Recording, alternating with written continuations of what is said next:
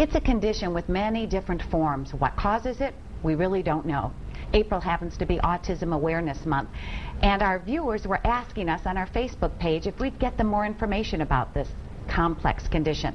So we asked Dr. Anthony Richmeyer from Helen DeVos Children's Hospital to join us in studio right now to fill us in about this. Autism, not a disease, you can't catch it.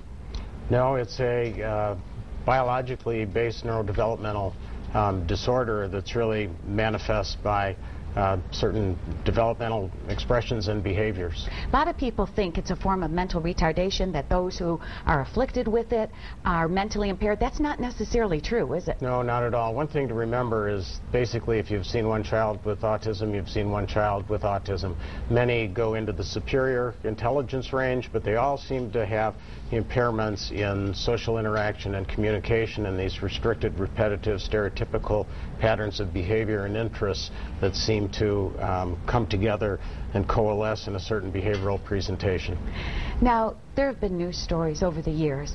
Some parents fearful of inoculating, vaccinating their children, concerned that that's what's causing autism. I mean, everyone's looking for why is there autistic children? Why is there? What do we know about contributing factors to autism? Well, we'd love to know exactly what causes autism, but we don't know for sure. We do know that there is a fairly strong genetic component. There are also probably some environmental factors, but it's very doubtful that environmental factors work alone to cause autism. Researchers are working on this very hard, but right now we haven't identified the factors. We certainly don't think at this time that it's immunizations, and if parents have any questions about getting immunizations for their children, please talk with their primary care doctors, because we believe the children ought to be immunized. I'm sure a lot of parents, Dr. Richmeyer, are aware something is the matter with that child of theirs. What is it that gives them that clear indication that there is difficulty? What is happening with that child or not happening? We are identifying this now younger and younger with children. It used to be these children weren't identified until 3, 4, 5, 6 years of age. Now we're really getting down closer between 1 and 2 years of age. The American Academy of Pediatrics is now having all pediatricians screen at 18 and 30 months of age.